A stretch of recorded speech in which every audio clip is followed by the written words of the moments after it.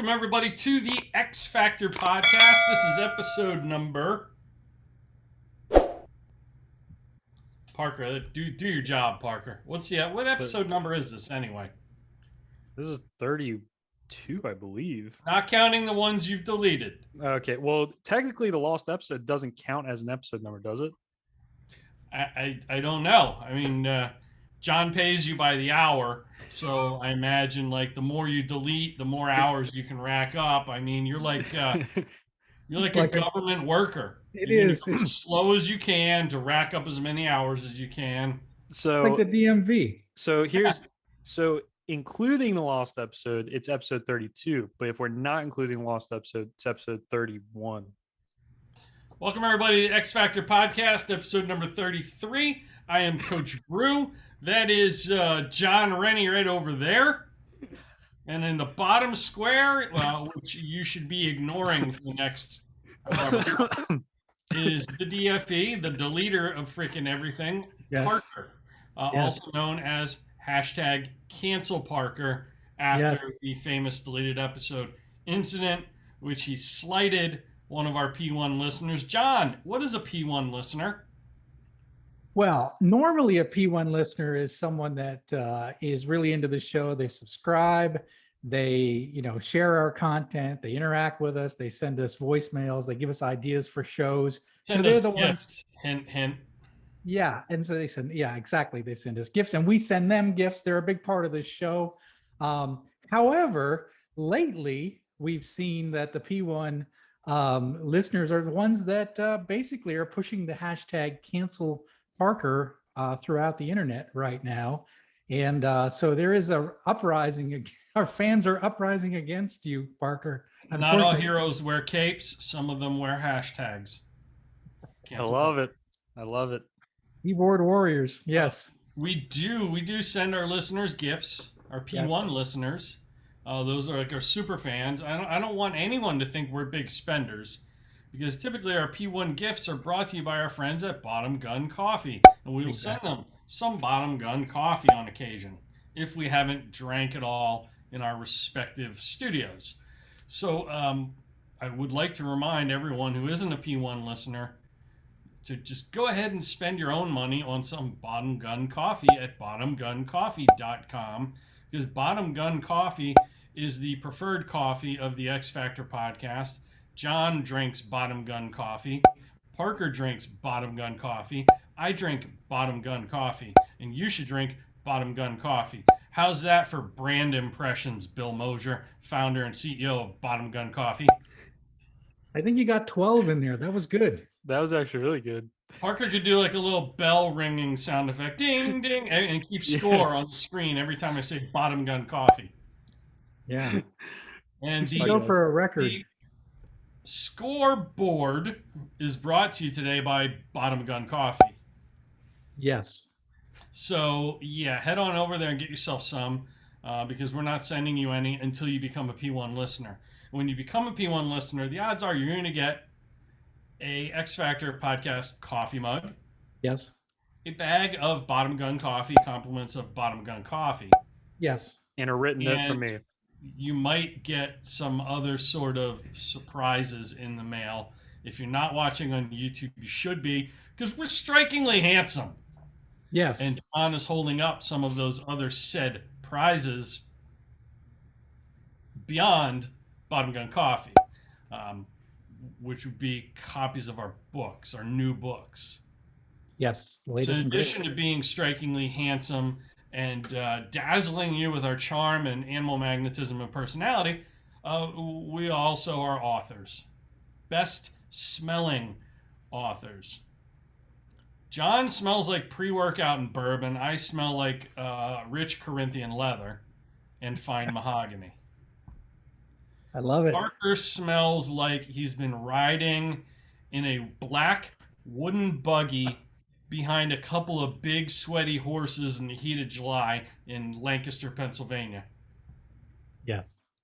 I'll let you and your imagination and your five senses just take over from there, listeners. You're welcome. So, John, what are we even talking about today? We had one of our P1 listeners suggest an episode idea, didn't she? Yes, I believe this was Sarah Swenson, right? And I'm so, amazed she came up with another idea because she's been so busy trying to get Parker canceled on social media and I know. fired from our company here. Yes, but in between her rants on Twitter, she has given us an idea for a podcast, one that she has challenged us once again to raise our game. And she has said, "What is an X Factor yard game, lawn game?" So, an outdoor game is that you probably would play in your backyard as a family, maybe something you play tailgating. So, the question is, what kind of games? Lawn games are X Factor. So that's the challenge. That's the gauntlet. That's what she threw down. That's what we're going to try to answer today. Let me ask you this, John. What lawn games did you play as a Ute? Well, A we played a Ute. lot of horseshoes. Ute. Ute. We played horseshoes a lot. We had a horseshoe pit, and that seemed to be something. It's the only game Parker could play. True. Yep. True. Because they literally took the shoes off of their horses' hooves on the farm. It's the only thing Jebediah let them do. They had real budget constraints, and they couldn't plug a game in, to the electrical outlet on the back deck or the patio or anything. So you guys have that in common, at least. We do, yeah. I think like horseshoes, the game I'm going to talk about, we played a lot, and then but I don't want to reveal it yet. But frisbees, frisbees, badminton was a big thing in the Northeast. We had the birdie, or what the Brits call a shuttlecock. Did you know that they call it a shuttlecock? Keep your freaking hands off of my shuttlecock. Exactly. So badminton, we had a badminton net, and frisbee. I don't know, that kind of thing. What about you, Coach Brew? What did you do in the summer times? I really didn't play badminton. I was more of a goodminton fan. Of course. I grew up as an only child, and I grew up in a neighborhood where it was mostly old people, retired people, not like families with kids. So I had to learn how to play with myself. I mean, play by myself and entertain myself. Ah, So one of the things that yard games that we had was tetherball, oh yeah. and I learned very quickly like that is not something you can play by yourself. But just for the hell of it and for fun, I would hold the ball up and punch it and see if I could hit it hard enough that it would spin the whole way around Yeah, yeah. and get the rope that the ball's attached to flush against the pole. And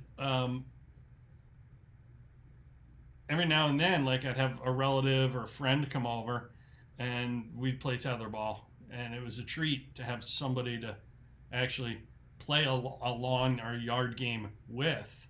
And I share that with you because if you haven't been hit in the face with a tetherball, like what are you doing with your life?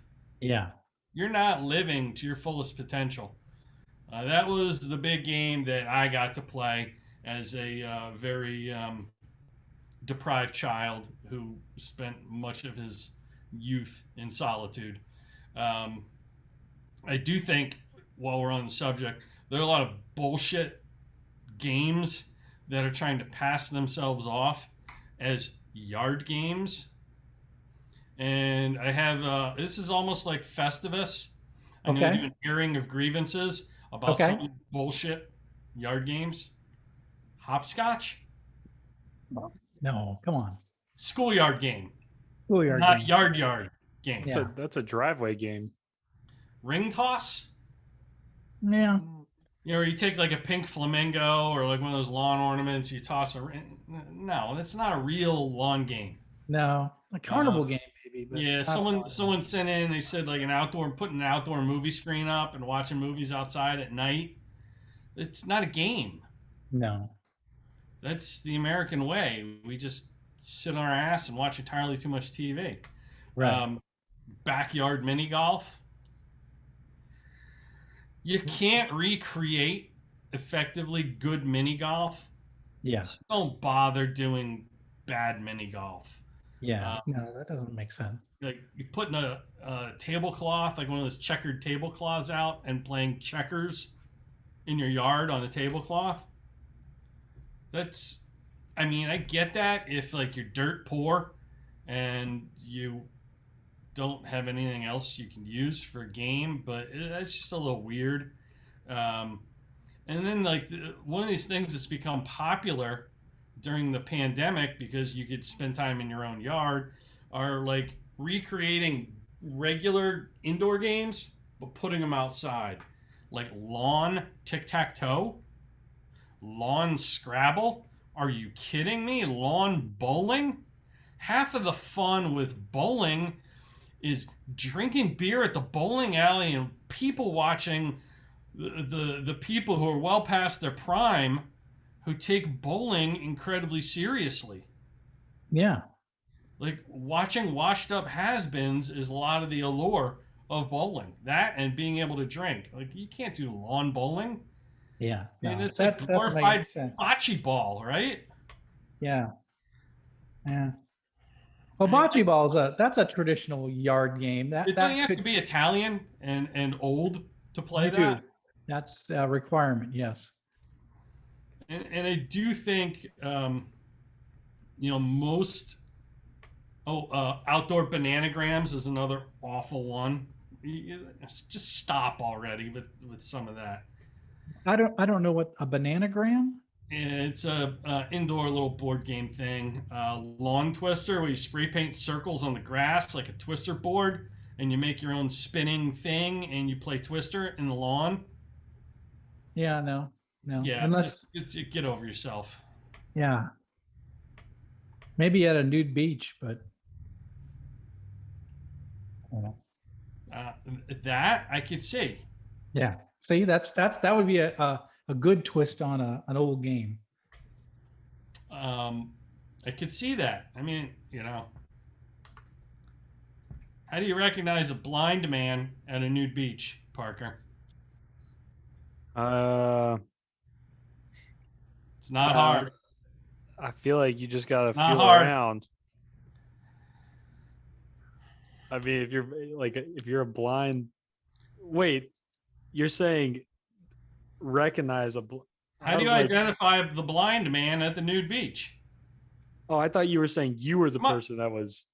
Come on, it's not hard. I have no idea. No. Parker. He walked right into that one, folks. Well, I took it Fooling Parker is also not hard. No, it's actually one of my favorite lawn games. So, and here's my final airing of grievances with lawn games. Yes. The giant outdoor Jenga. Yeah. Like you just cut up a bunch of 2x4s, which are now worth more than gold bars, I believe. Yeah. Same thing with plywood. I think plywood's like the price of a Bitcoin at this point. It is. Yeah. Outdoor Jenga with these big 2x4s? No.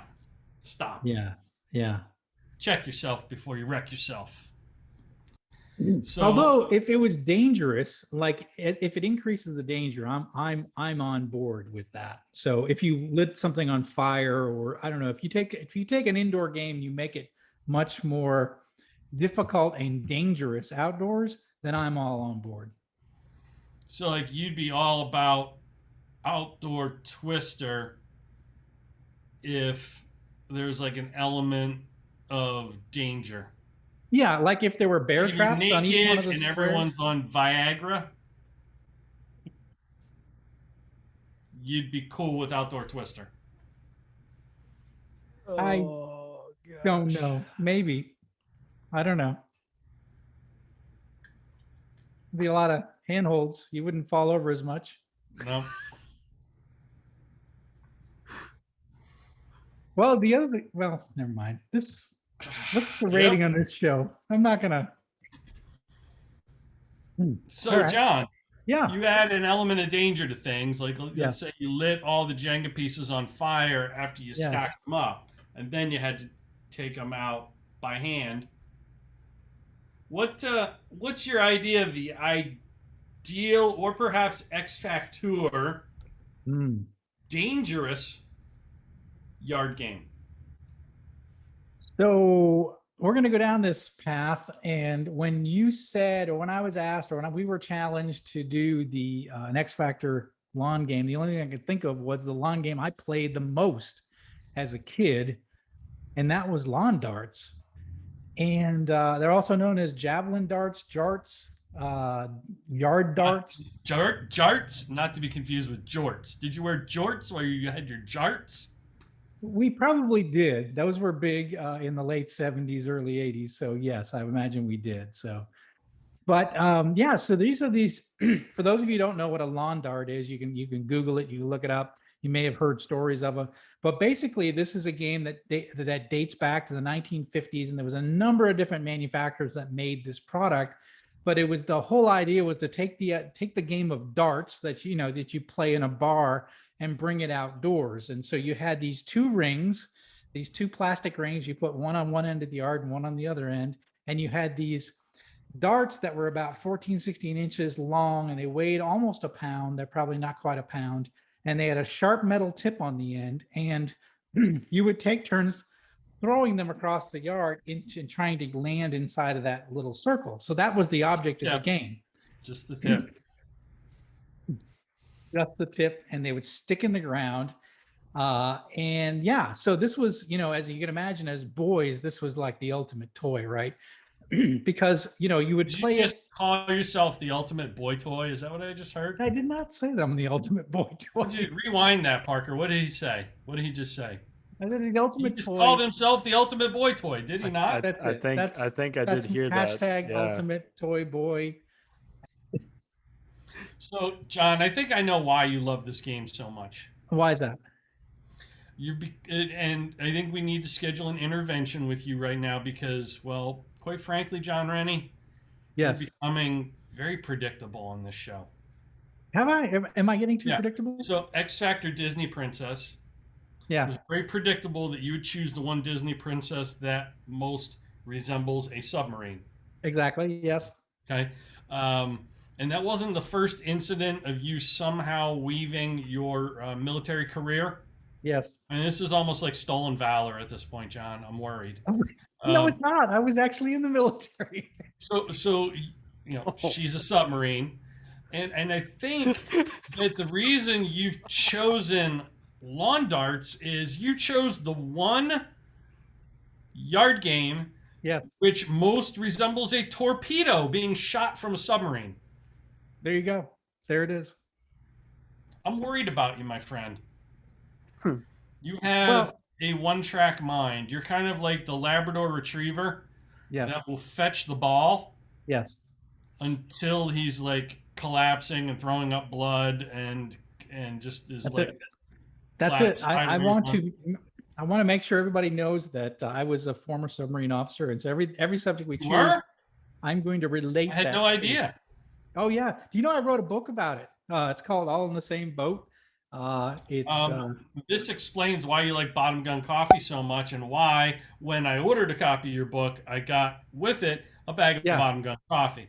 Because the submarine, the torpedo is the bottom gun. Right. Coffee.com. Exactly. So if you're thinking about something to do, you're looking for a good book to buy, that's a good book right there. All in the Same Boat. Yep. All in the Same book.com. But so let's get back to, actually, it's probably more like a missile than it is a torpedo. Long torpedoes, yes. Yeah. So these things, like I said, they were pretty big, they're pretty heavy, and you throw them. They have a sharp metal tip, and you have to try to stick them in the ground. Well, as boys, just like normal boys will do, you'll play one or two games of it, and then you think, did else? You just assume your gender? I know I did. Yeah, I assumed yes. Yeah. Well, yeah. So you're taking this RPG and you're shooting it at your friends and neighbors. So that's it. That's exactly what we started doing. Is then you start saying, what else can we do with these lawn darts? Well, of course, the first thing is let's throw them straight up in the air and see if we can all scatter, get out of the way and see if anyone gets hurt. So that's immediately what you do with this game after playing it 3 or 4 times. You How do say, you what else? shoot a lawn dart? How do you shoot it? How do you shoot a lawn dart? You throw it. It's like almost like horseshoes. And so you throw this thing. It's like I said, it's got How high could you throw it straight up? Oh, it goes up pretty high. I mean, I don't know what it is, 30 feet maybe or so. And then it comes straight back down, pointy end down. And, I'll tell you what, you get hit in the head with one of those things and you're getting coloring books for Christmas the rest of your life. I mean, it's game over. So you don't want to get hit in the top of the head with it. So here's the deal. So they come up with this game in the 50s. It's a very, very popular game, right? But then there's complaints. People are getting hurt. So in the late 1970s, the game was banned in the United States, and then it was challenged by the manufacturers. The manufacturers came and they challenged the Consumer Product Safety Commission. They said, no, it's not a problem. And then cancel culture came after lawn darts before social media was even invented. Wow. Yeah. So here's the deal. Here's why I say it's X Factor. It's the first canceled toy in the history of toys. That's what's kind of cool about this. That's why I think it has the X Factor. So these people complained. The Consumer Product Safety Commission was going to ban it, and then the manufacturers countersued them, and they said, no, we want to put these back in business. And the manufacturers won that case. And so the lawn darts went back on the market, but there had to be a disclaimer. The disclaimer was, this is not a toy.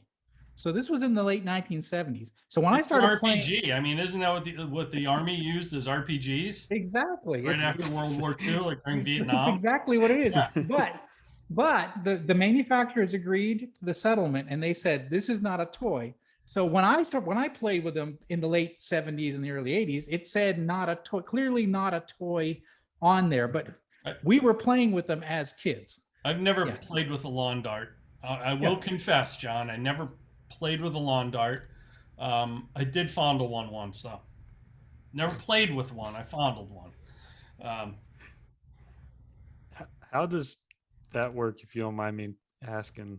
I can't. I'm not allowed to talk about that. There's still. I'm on a gag order. It's a gag order settlement. Yeah. So get this. So they tried to shut it down, but it came back. And it rose in popularity. It became notorious after that point. Every kid wanted that because they knew it was a banned toy. Like what? Like the BIG.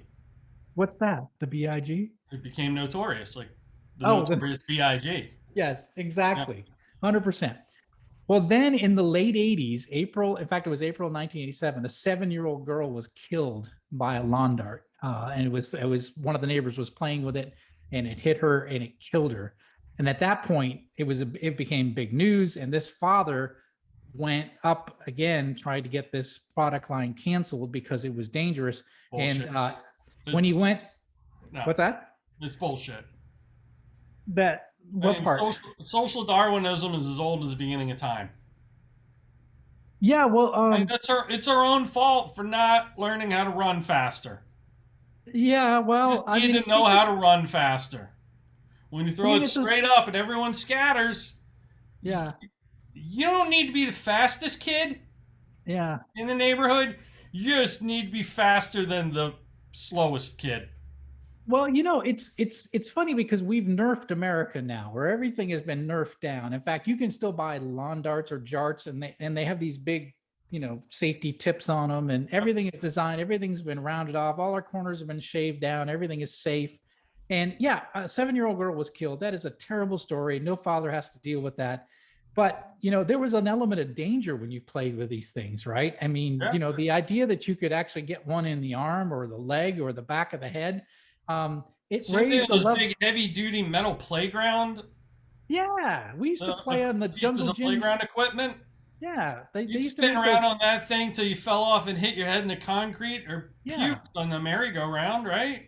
Yeah, I mean, I remember as kids, the playground equipment was built on concrete. I mean, it was like there was no rubberized mulch to fall into. We as kids died when I was a kid. Kids died from playing. Now it's all safe and all that stuff. But anyways, I think I died 5 times, and my dad told me to get up and shake it off. Yeah, your dad being a war vet, I'm Yeah. sure. Yeah, he's like, I don't see any blood. You're good. But so We had when the kid exploding lawn darts when I was a kid, John. now that would have been fun. So here's the kid when the father this father went up against all these manufacturers to get this product banned. He came up and he showed statistics that 6,100 people had been injured in the 8 years up to the 1987, including and there was 6,100 injuries. And in the week that he was trying to get this product banned, another 11-year-old girl was hit with a lawn dart and she was in a coma for weeks after that. And so in 1988, in December 1988, the Consumer Product Safety Commission banned the sale of all lawn darts from the U.S. I completely. mean, in the And 80s, those are flesh wounds. yeah, Come yeah. on. And they also asked Dang. consumers to discard and destroy all their games immediately. So that was the dictate that came out in 1988. And so now, Those practice for taking our guns today. in a way, I mean, We want you to voluntarily yeah, hand over to the government your lawn darts, right. ladies and gentlemen. Right, because we are obviously not responsible enough with our lawn darts, and we're not Let me going to tell be you responsible something, enough with our JR. guns. Let me tell you What's something, that? JR. You can that? have my lawn darts when you pry them from my cold, dead hands. Well, in some cases they did, unfortunately. Isn't that Um, just population control, though, like with children? I mean, the earth is overpopulated. I say we bring yeah, the lawn darts back globally because the earth is overpopulated. I mean, people, especially obnoxious kids, are kind of like the deer population. There's just too many of them. If they yeah. get hit by cars, hunting season, they get shot with a gun or a bow. It's population control. We're culling the herd. We're thinning the herd. I mean, isn't that what COVID's doing? It's thinning the herd, but it's not thinning the herd enough. I mean, climate change would be solved tomorrow if there were just less people on Earth. I say bring back lawn darts globally, make them mandatory in every household, and we will solve overpopulation and global warming. Okay, Bill Gates. Hey, I got my microchip right here. You too. Well, watch this magnet when I do this. 5G signal, which is why people hear us so clearly today. Exactly. Uh, Obviously, yeah. I'm So, kidding. And obviously, it is tragic that children were killed.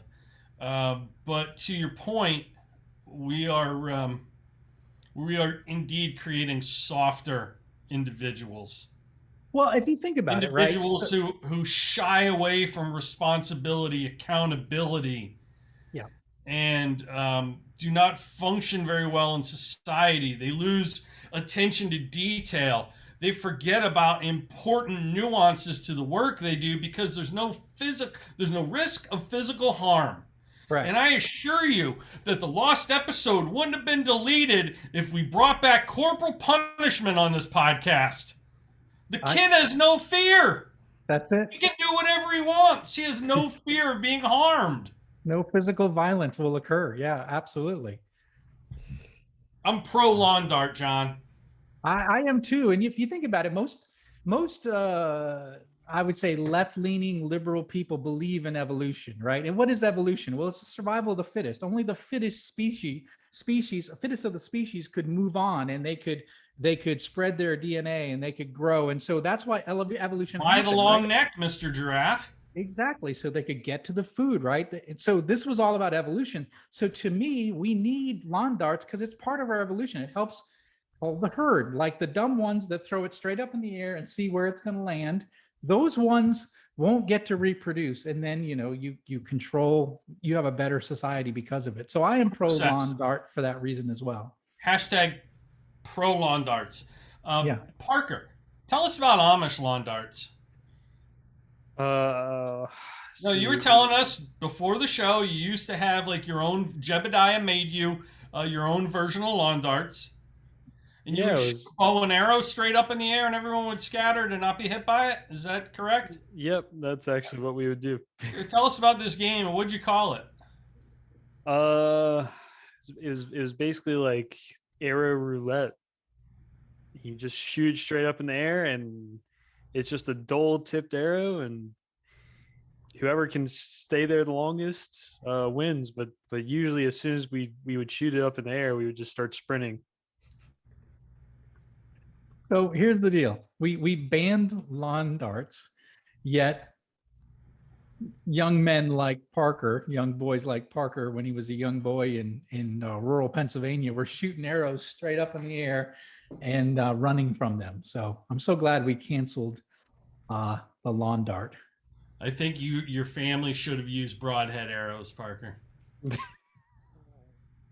And just sharpen the bejesus out of them so it's like a 4-point razor, straight up.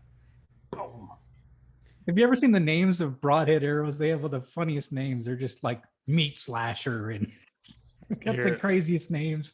So guys who hunt with bow and arrow are the craziest. I mean, good people. I know my brother's one of them, but they do try to get you with the name of the broadhead arrow. So we're Googling that right now. Meat puncher and slayer and slicer. So I don't know. Muzzy Phantom SC, Exodus, Interlock Slice. There you go. Wicked and Deadly. Magnus Black Hornet. Is that your porn name? Wasp Boss. I've never heard of any of these. Yeah, no. I don't know. There's a famous one my brother always uses, but I couldn't remember it now because here's a good one. Grim Reaper Hades. Yeah, so that's what I'm talking about. There's a bunch like that. So they look gnarly. Like they look like they would just. Yeah, well, that's it. You again with fishing supplies and hunting supplies. It's not about catching fish and killing critters, and it's about selling as much as you can to hunters and fishermen. So you're trying to attract people to buy your products, and that's why they come up with those crazy names. Yeah, but let me say one final thing. Rage. What's that? My favorite broadhead arrow is called Rage. Rage. Is that all it is? Just rage? Just rage. Yes. Rage. They know their audience. I mean, it's really not. Exactly. It's just about coming up with a sexy name to sell more of their product to that particular audience. Yes. Oh, is it the red? It's the red arrow tipped? After it enters your body, it is. Yeah. Oh, those look just. Oh, they have like two like razor blades on the side of them. Oh, ouch. So get this. So you think that's the story's over. Lawn darts, it's banned. Nobody uses them anymore. End of story. But it's not the end of story. So now if you go online, you can actually watch YouTube videos on how to build your own lawn darts using a 3D printer and basically parts you can get at a hardware store. And there are companies that you can buy all the individual parts and build them yourself. So they sell the part kits, or you can buy individual parts. You can't buy the whole kit. This is a life hack for people who want to live their best life. Absolutely. Why not? Not necessarily their longest life, but their best life. Their best life. Absolutely. So it's funny. In 2009, a company went into business trying to sell these not as a toy, but to adults as a recreation thing for adults. So they tried to completely surpass the rules. The name of the company was Jarts in the Heart. And in 2009, they tried to start selling jarts again. And according to the website, it was an 18-year or older you had to be able to buy. And it said, if you have an IQ of a monkey, you shouldn't buy this product, was on their website. But from what I can tell, I couldn't find them. I think they're gone. They narrowed their audience doing that. They've really limited themselves. Yeah. So, but I don't think they're around anymore. I found a company in the UK that still makes them, and you can buy them. But the best way, if you really want to experience a lawn dart, is make it yourself with a 3D printer. Parker, we have a 3D printer at work. I'm going to try this because I think it's be cool to be able to do. So lawn darts, that's X Factor. It's the first canceled toy. I mean, it created, it became notorious before BIG, and that's why I think it has the X Factor.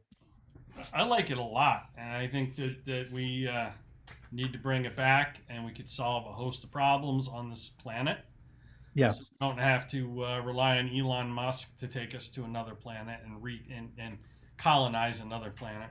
Right. I mean, we wouldn't have to have all these. We wouldn't have to have Bill Gates injecting strange stuff in our arms to reduce our population if we had lawn darts. I found the perfect celebrity spokesperson for bringing back lawn darts. Who's that? That Greta kid. Oh yeah. Greta, Yeah. what's her name? Greta Thunberg or Thornburg or Thornburg, yeah. Thunberg or Tornberg, whatever her name is. Yeah. How dare you? You canceled lawn darts. How dare you? How dare you? And I think for every person that the new lawn darts kill, Yeah. plant a tree. Oh, that's perfect. Yep. That's perfect. Yep. Yeah. I like it. I mean, how much could like planting a tree actually cost? We it's would, free. we would have enough margin that we could do that, wouldn't we? It's free. John, I think nature has its own little lawn darts, and they're called acorns. Because they have that sharp tip to them, and they just randomly fall out of, what are they, acorn trees? Yep. What kind of trees are they? An oak tree? Maple? Oak? An oak has an acorn, I think. Yep.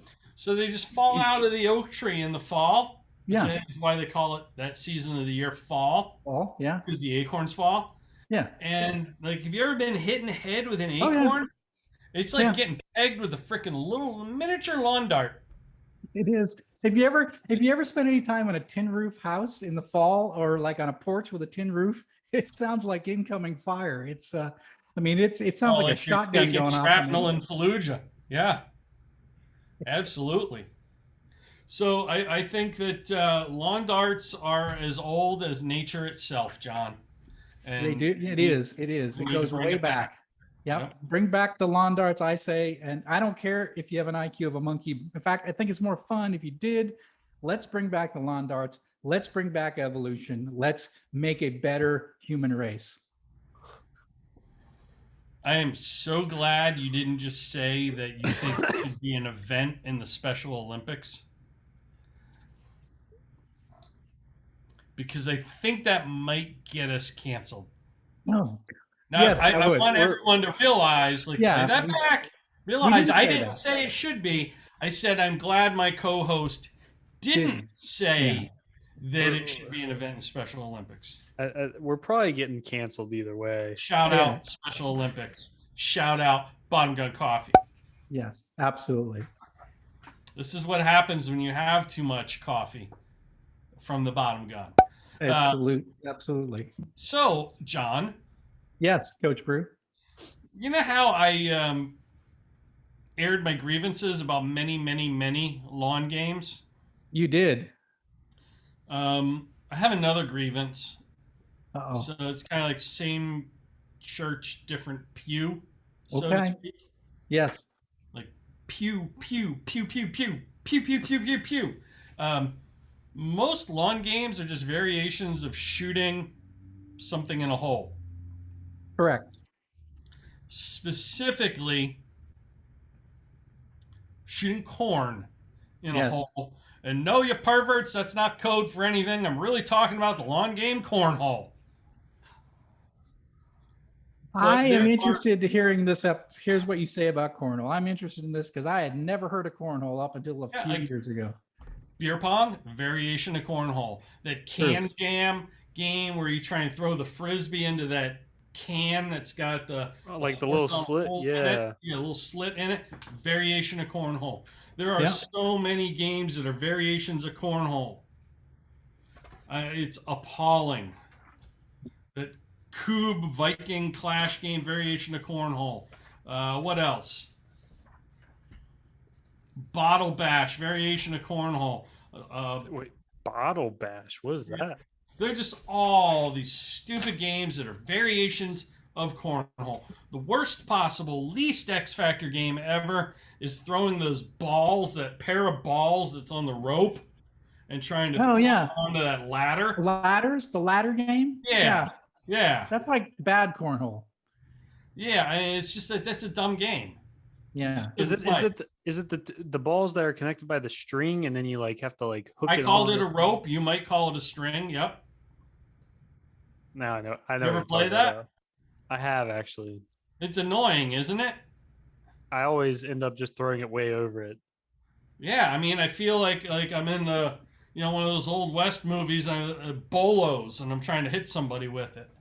Yeah. Anyway, Not fun. I'm not a fan of, as you know, kind of the ripping off, the R&D, ripping off and duplicating.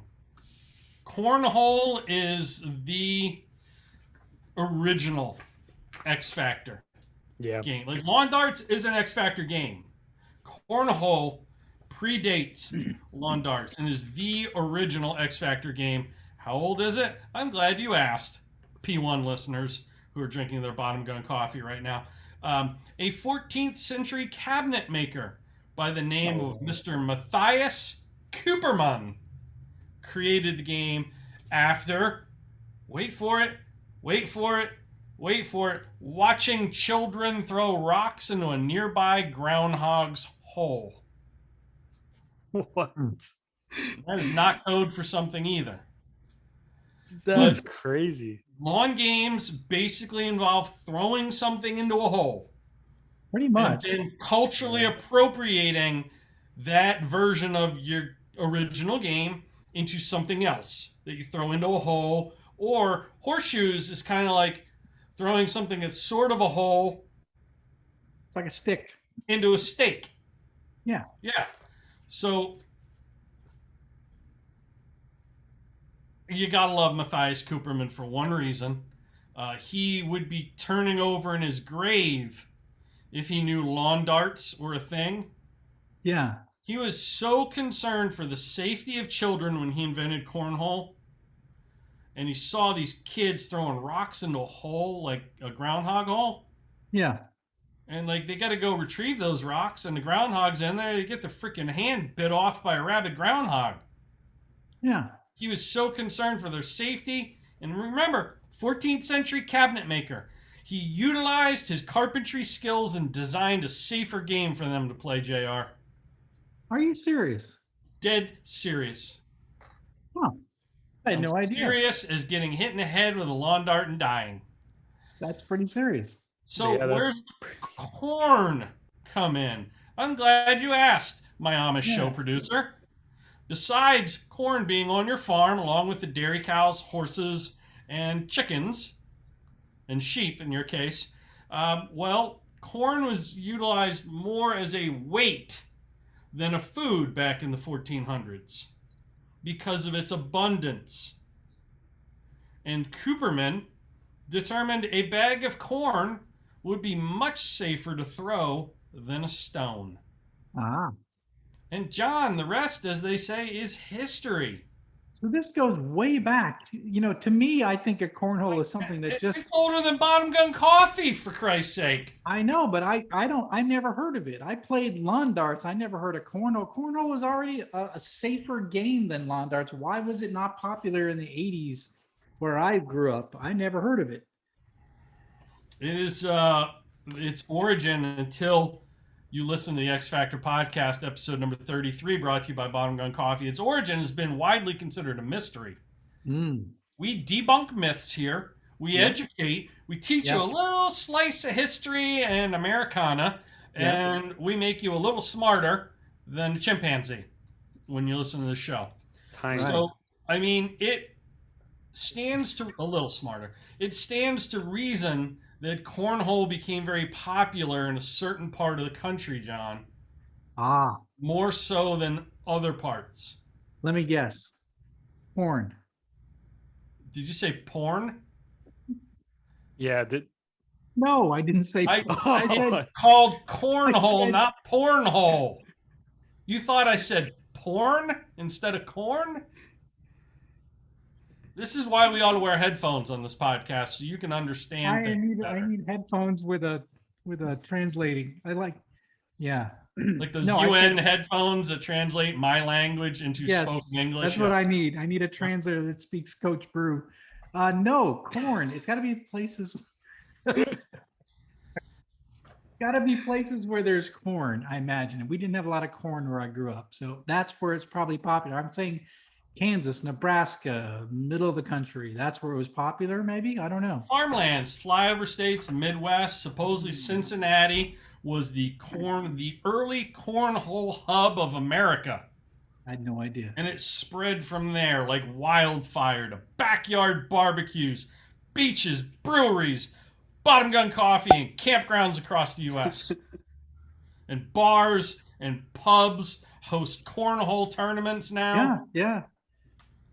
It's a big deal. They have it. I was watching, like, I think I saw it on ESPN. There was like a cornhole tournament with sponsors and shirts, and I'm like, well, what is going on Not so here? fast, my friend. I was gonna get to that. Before we go there, I mean, what other lawn game has sponsors and is on Yeah. TV? That's how Yeah, you know they- you're X Factor. You're on ESPN. It's not even ESPN the Ocho or ESPN 360 or ESPN 2. It is on the network. Yeah, I know. I saw it. I laughed. I'm thinking, do you drink beer when you compete? How is this? So we'll come back to that in a second. What, Okay. John? Wouldn't Yes. you know? Yes. What's one of the most popular today Yeah. wedding gifts you'll find at weddings across America? Silverware set. Candlestick holders make a nice wedding gift too.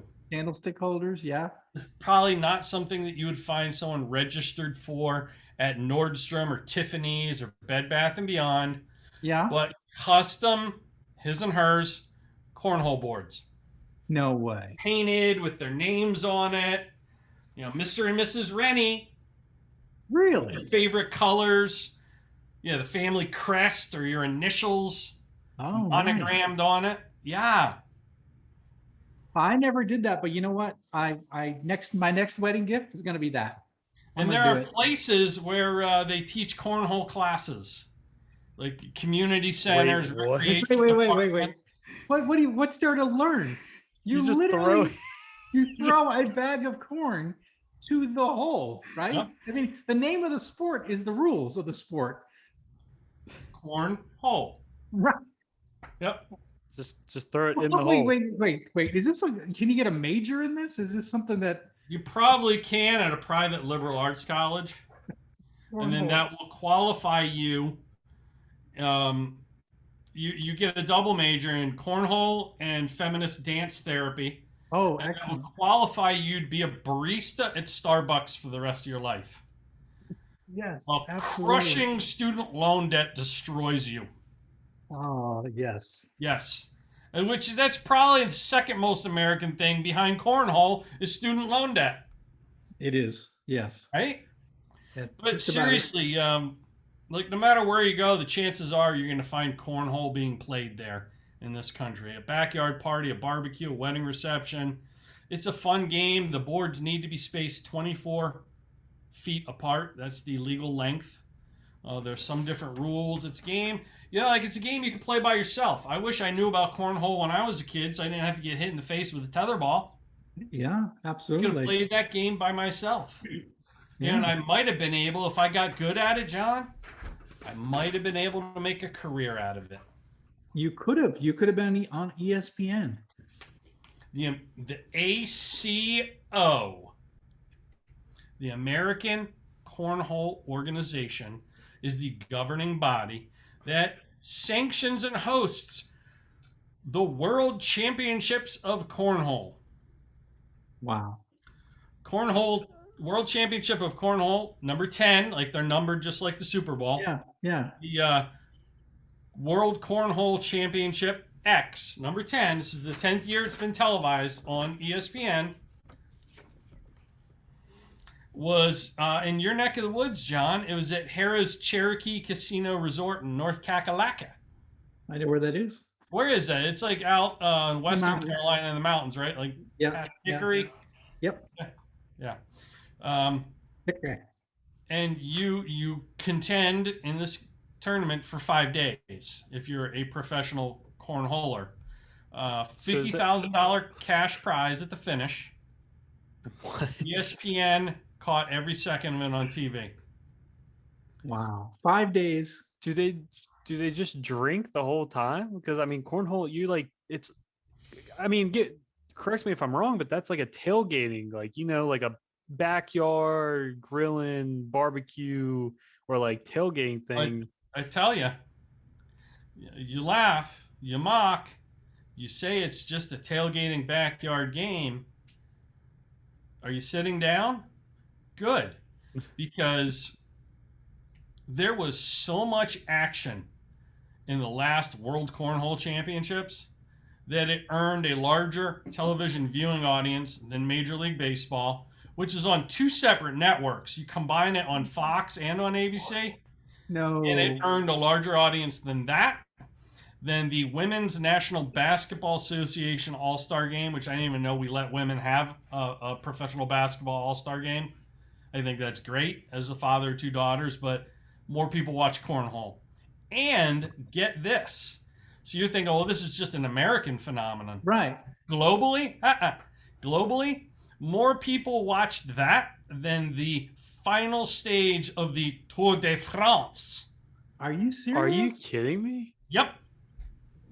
More than 300,000 people tuned in and watched it.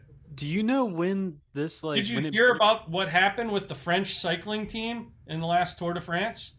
No, I missed it. What did they do? The whole team surrendered halfway through the event.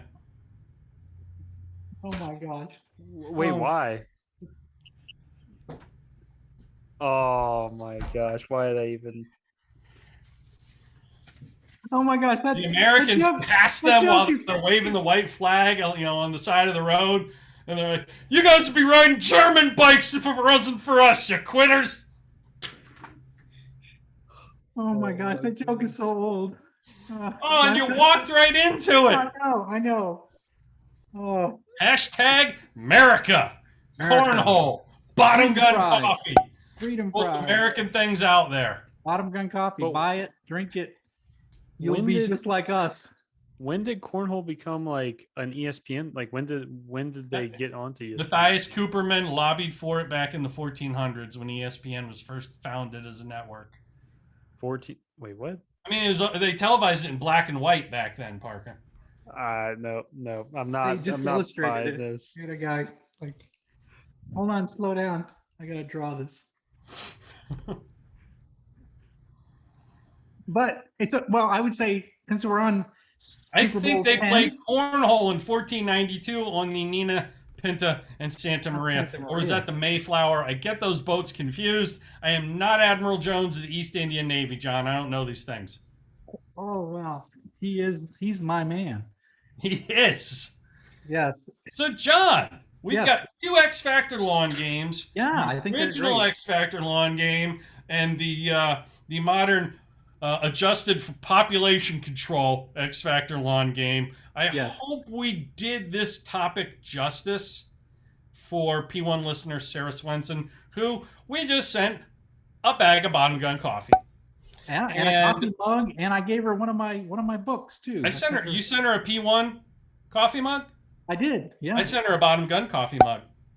Oh, you did? Oh, she's gonna for have her to two drink her coffee bottom mugs. gun coffee out of. I sent her an apology. Great. Oh yeah, we got a handwritten apology letter from Parker as well. It was very it was amazing. Yeah. It was like the most beautiful apology letter you'll ever see. So in other words, somebody wrote it for you. Let's just say there was Sharpie involved on maybe a ripped piece of cardboard. That's Corrugate. Good. So John, Coach Brew. We have, I think, the best listeners of any podcast. We just need more of them. Absolutely. Yeah. I mean, Folks, podcast isn't free. It costs us time and money and bottom gun coffee to bring it to you. Absolutely. So we would really appreciate it if you would help spread the word. If you're a true P1, ride or die, you're already spreading the word. We thank you. We love you. Hugs and kisses from all of us to all of you. But if you're not a P1 yet and you're just a P2, take the training wheels off and start singing and shouting from the mountaintops how awesome this is.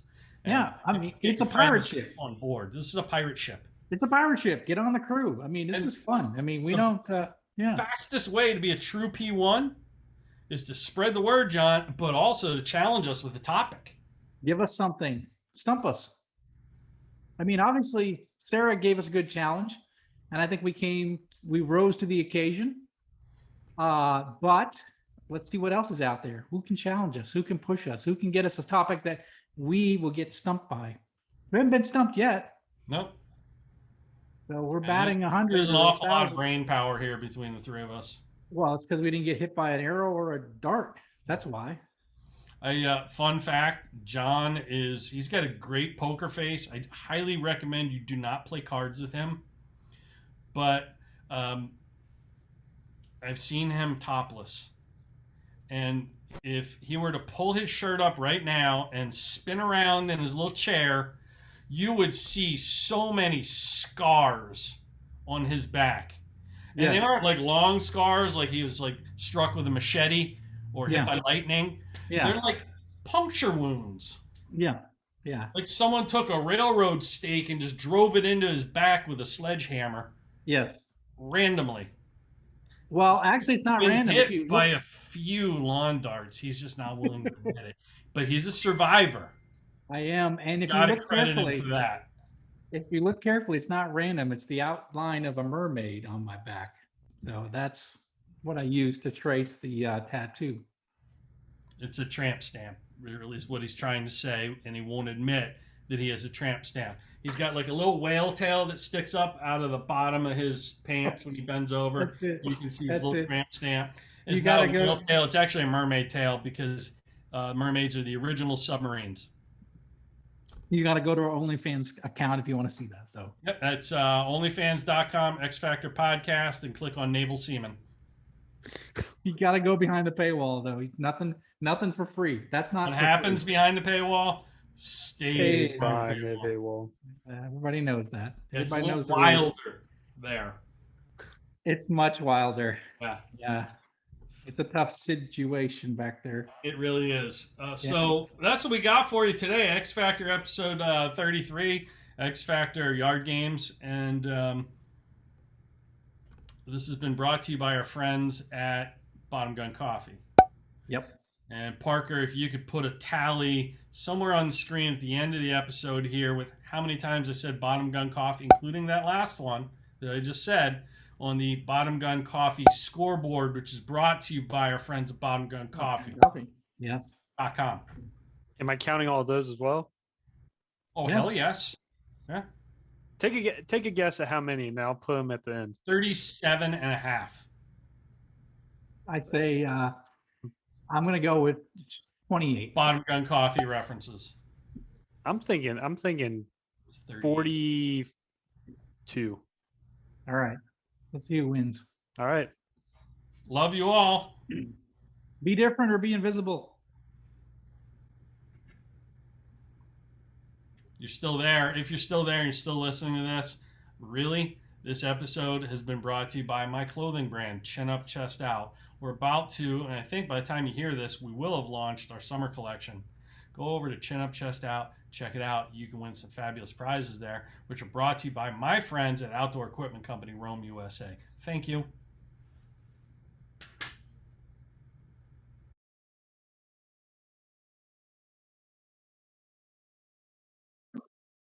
Guys, are you tired of feeling sluggish and out of shape, falling behind the competition? Are you losing critical performance when and where it matters most? Well, I felt the same way before I started listening to the X Factor podcast. Now I have more energy, more stamina, and more success in the bedroom.